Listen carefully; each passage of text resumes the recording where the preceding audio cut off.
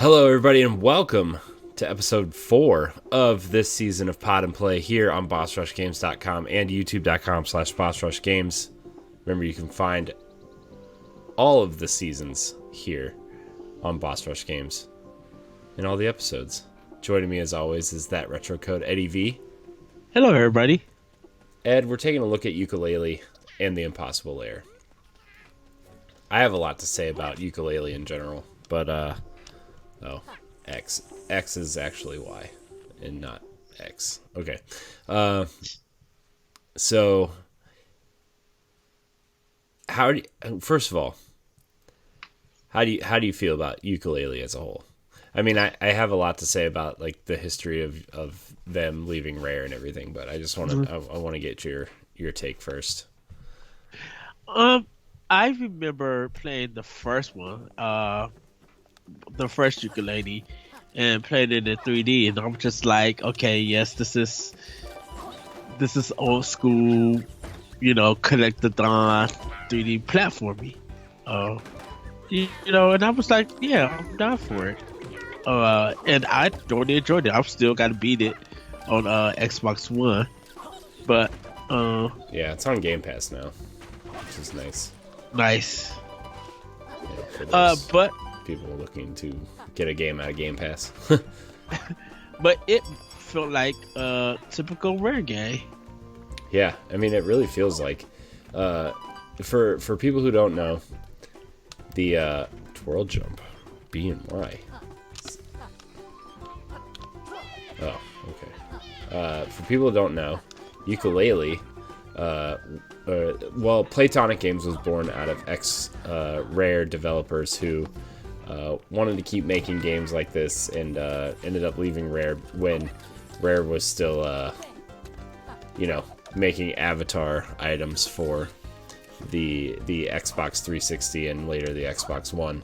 And now we know that they made Sea of Thieves and that kind of thing, but they left to make more traditional games like Yooka-Laylee, and they kickstarted the first Yooka-Laylee game, which was supposed to be a love letter to Banjo-Kazooie, right? And obviously, yeah. Yooka-Laylee is also clearly a love letter to Banjo-Kazooie in name as well as playstyle. So, it was okay. Like it was a pretty decent, 3D collectathon platformer, right? Like it did what it needed to do, and it did some unique things with perspective, and it did some unique things where it like opened the world up if you paid or in-game currency to expand the levels and get more the pages or the equivalent to the banjo jiggies. So yes, it was good. It wasn't great, but it was good, and it really took that Banjo-Kazooie stuff to heart, right? Like it really took it to even using the same font, even using the similar sounds, when characters talked and stuff. Oh no, that didn't feel good. I died, by the way. Great job. Wouldn't be Pod and Play if I didn't die like right away. But it did what I think they wanted to do with it. But then, about less than 2 years later, they say, "Hey, we're gonna do more in the Yooka-Laylee universe." And I think people were expecting a full-on sequel to Yooka-Laylee as like the 3D platformer, but they ended up hiring a few people from Retro and bringing in a couple ex-Rare developers to make a 2D platformer in the vein of Donkey Kong Country, and which is what we're playing now in Yooka-Laylee and the Impossible Lair. And let me tell you, Yooka-Laylee fits so much better in this 2D side-scrolling platforming game. Like I think this game is really, really something special and something that maybe they should have considered doing in the first place. But I mean, you never know with a new studio what you want to do. You have plans, you have ideas, and yes. But I think Yooka-Laylee fits really well as a 2D platformer. I really love this game. I mean, I liked the idea of Yooka-Laylee, right? Like I really liked. I didn't mind the 2D platforming stuff, you know, or the 3D platforming stuff. Like it was fun. Like I enjoyed what I played of it, but definitely kind of felt like it was. It felt like a budget 3D platformer, right? Like I mean, that's what it felt like, and. Not to say anything, I'm not like trying to take anything away from the game or anything, but that's just kind of what it felt like.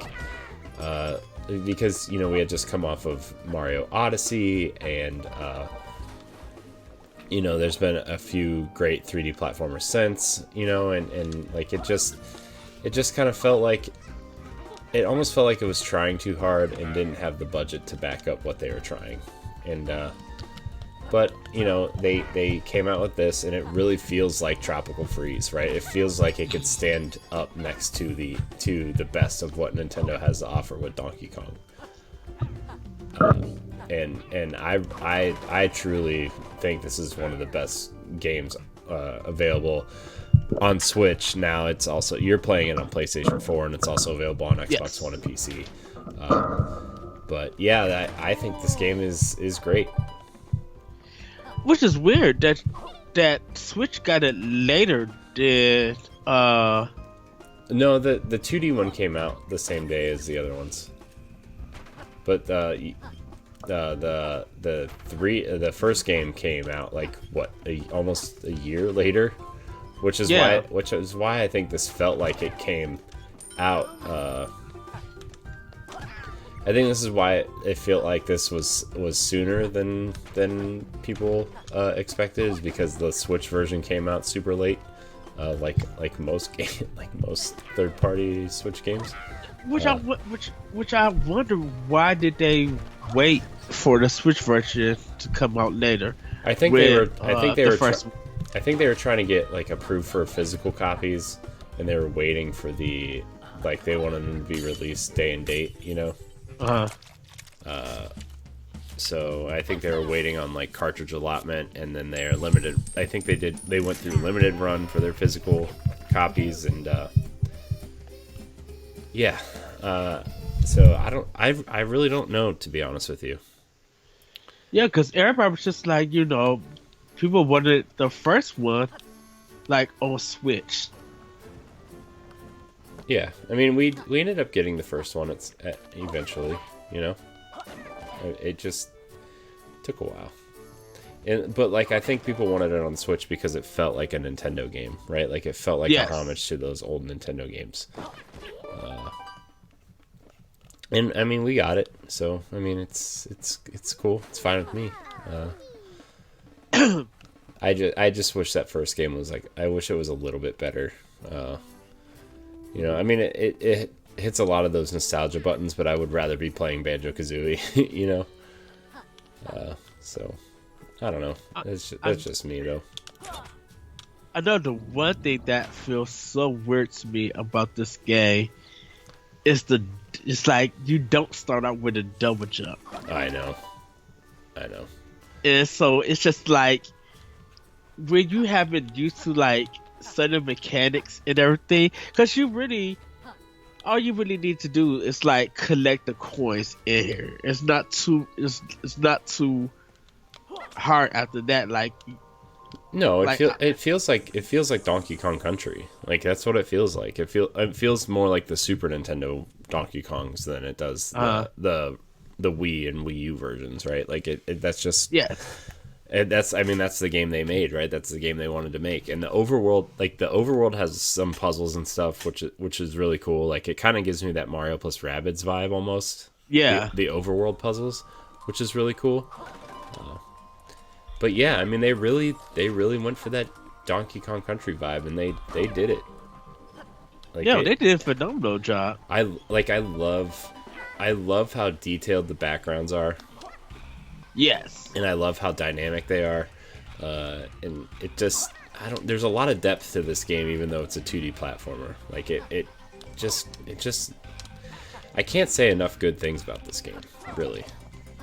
So it's a very straight line linear game, but it really makes you think at times. Like, how do I get to this place, or where's this hidden puzzle? And you know, you can feel like you can feel the challenge that's in this game. oh yeah, for sure. You know, and they're just like, yes, you want to get everything, but it's just like there are just some feathers in here that you're not able to get.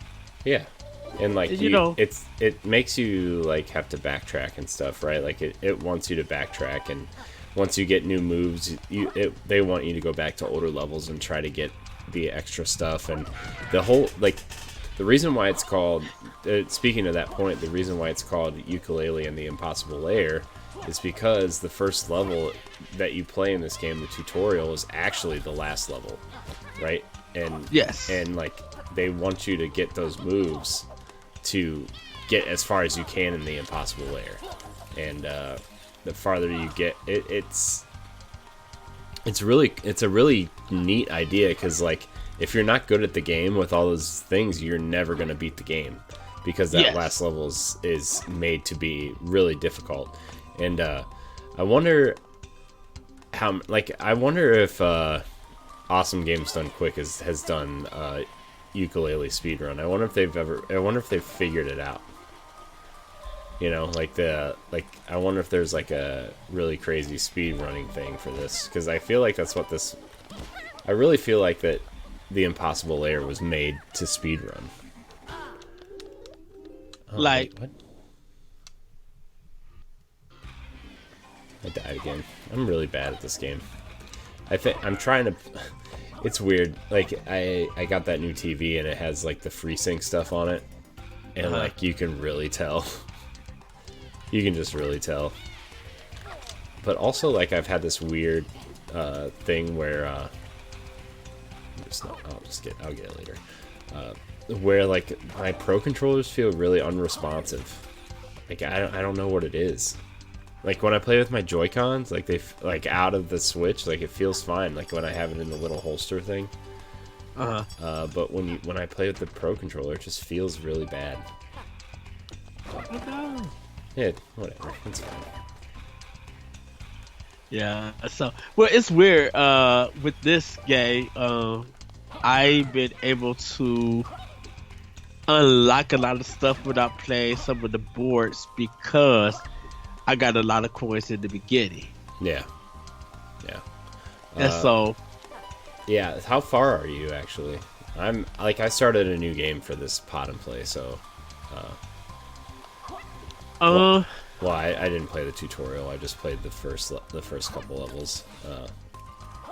But I'm like a level 7. Let's see. Oh, chapter 8. I'm at. okay. I could go and just start it. And some of them I haven't did like the alternative levels. So like you can play one level one way, and then do something to the board, and then change it, and then they'll go another way. Yeah, I mean it's similar. It's like it's the idea. Oh no.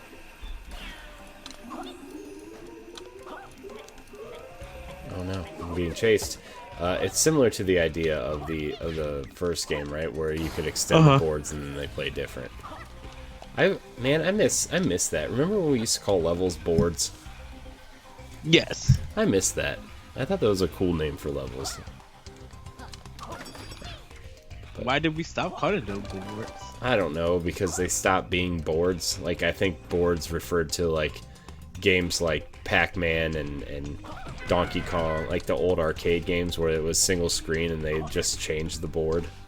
You know? Oh wow. And like I just oh no, I'm gonna lose it. Okay, this is really. I got to a part where these saw blades are trying to get me.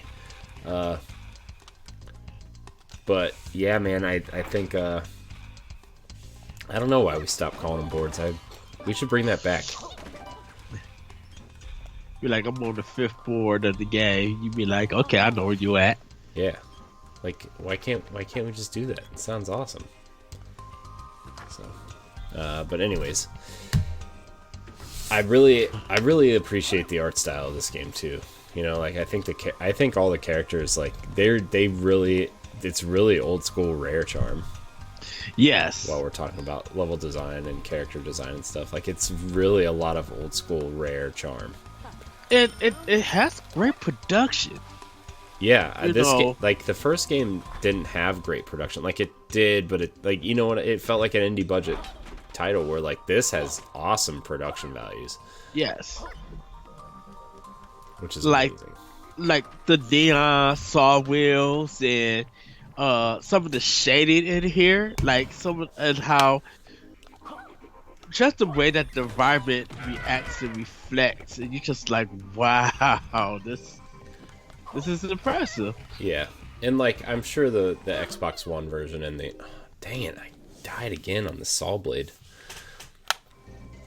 I'm sure the Xbox One and the PlayStation 4 versions look better than the Switch version, but I still think the Switch version looks pretty good. You know, I know they did tone down some of the textures on the characters for the Switch version, so they could get it to run better, right? But, you know, overall, I think it... Oh, dang it. Did it again. It's alright. We're good. We're good. We're good, everybody. We're good. So... But yeah, I think Banjo would be proud. You know. So. Speaking of, did you see the storm that hit Europe, took out some of the statues from the Rare building? No. Yeah, that destroyed like a 20-year-old Kazooie statue. Oh no. Yeah. The article's on Nintendo Life. You should look at it. It's pretty funny because it said Rare. It was like almost like it written up like an obituary almost. It was like Rare legend dies in a tragic European storm or something. But it was just like, you know, like the Banjo and Kazooie statues were knocked over and the Donkey Kong statue, and then Kazooie's head is like ripped off. It's so funny. Oh wow. So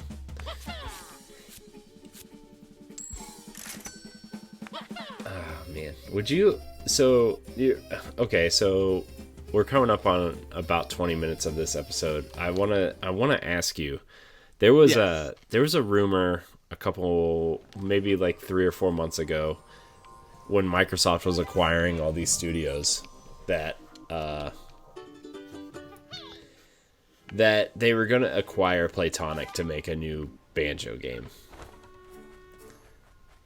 Would you want them to make, like, if that's not happening, I'm not, you know, before we take that any further, it's not happening. Yeah. So, hey, look, it's Trousers. Dude, this character is so funny. Trouser Snake is just the funniest character. The way that you gotta pay him. Well, no, he's a snake. Trouser Snake is a hilarious joke in and of itself because he's a snake that wears trousers, and his name is Trouser. I mean, it's such a, yeah, you do have to pay him too though, but it's just funny because like it's such a juvenile joke, but it still works. It still works. It's so good. Yeah.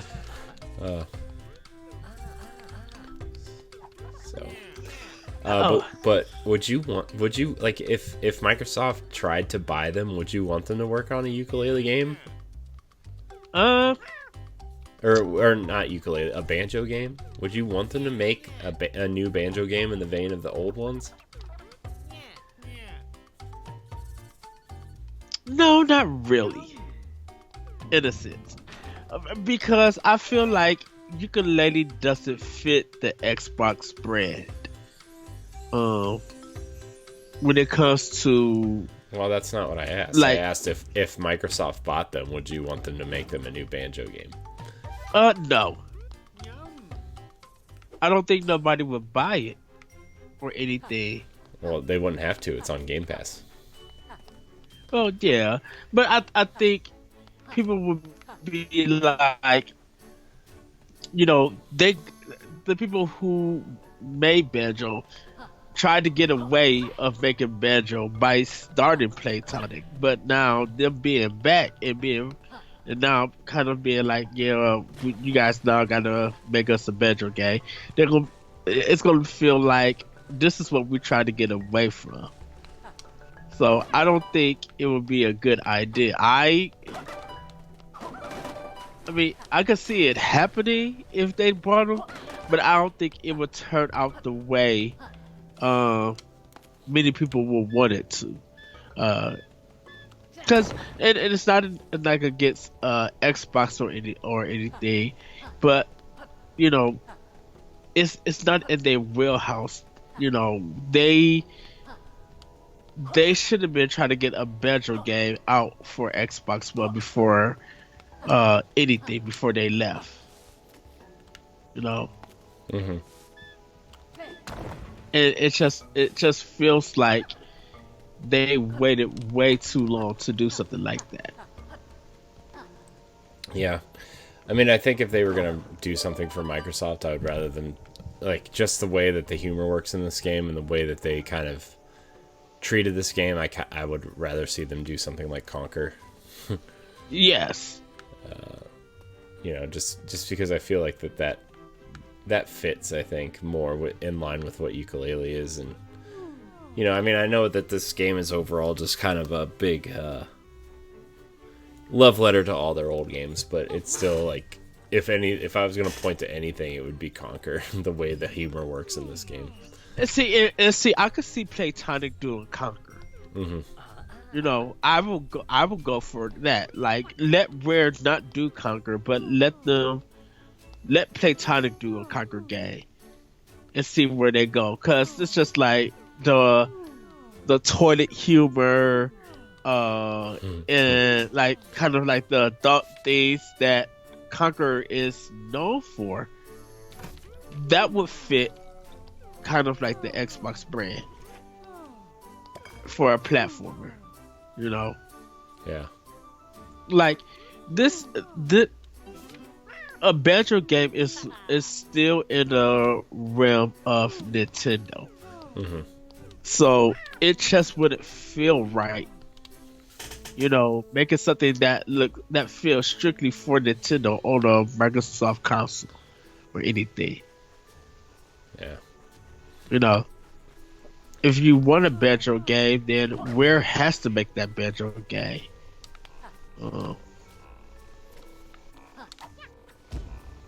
And they will have to kind of be a little bit creative with it, I feel.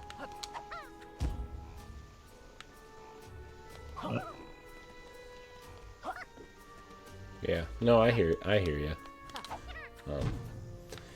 I don't know. I think the most Banjo we're gonna get these days is what we just got in Smash. So.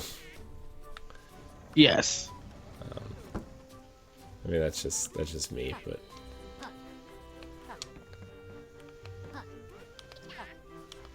Yeah, but wait, what? Oh, I gotta go over here. like I would kind of like to see some of Microsoft's first party games that only ended up on the first Xbox. You know, I would kind of love to see that. Like brute force. You know, but kind of, yeah, in a sense. Oh, jeez. Here we go. I mean, but it's just like if you want to talk about nostalgia about Microsoft's like kind of some of their titles and everything.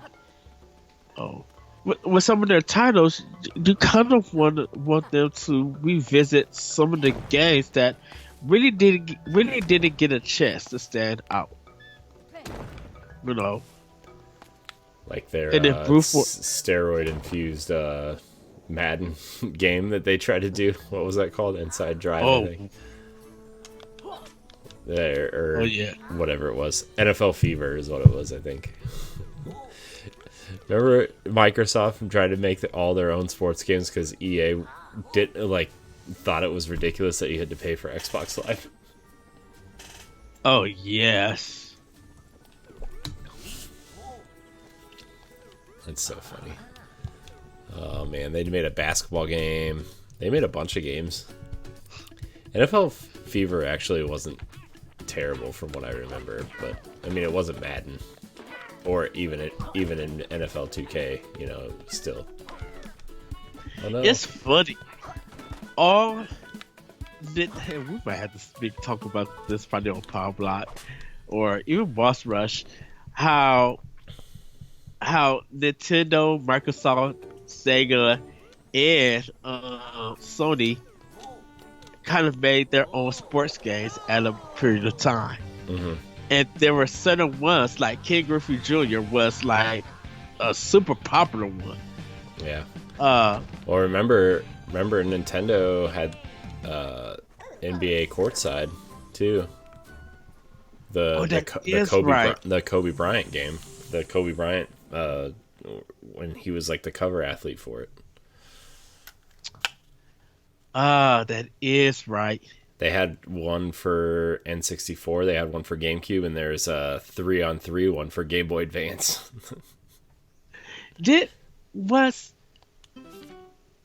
Who had Game Day? Was that Sony? Yeah. Because it was their basketball game, right? No, that was their football game, I think. I don't remember. I don't remember now, actually, to be honest with you. I don't know. I just remember I had a bunch of basketball games for Game Gear, and they were all pretty bad. Oh, Game Gear. R.I.P.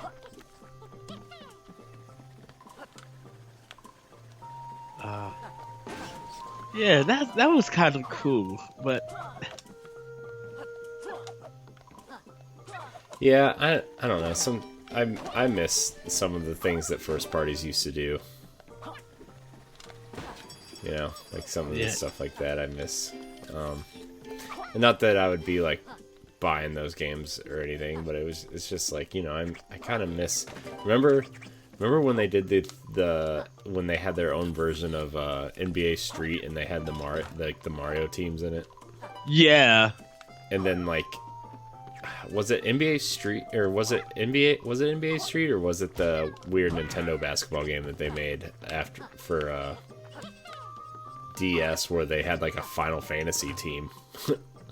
It was weird. Like Square like had this weird license with it, and you had Final Fantasy characters playing basketball against Mario. It was really weird. Oh wow! You don't remember that? I think it was Mario 3-on-3 hoops or something. I think is what it was called, and it was really stupid. Yeah. So. I don't know. I just remember that for some reason because I had it. I think. So. But first party used to be really weird. But there was something about first party that I don't know. During sometimes in the older days, they just felt different, and they gave you an experience like none other. You know. Yeah, like sometimes bad experiences. Yeah. Oh man. Alright, let's see here. I gotta time this because I'm doing really bad. Oh, there we go. Alright. Yeah, there's some other things I want to talk about, but I'm gonna save it for a different episode. Because I think it'd be there's things I want to talk about, but anyways. Well, Ed, we're approaching the 40-minute mark on this episode. Is there any last words you want to talk about Yooka-Laylee or Rare or anything else? Is there anything you miss? Is there anything you missed from Rare?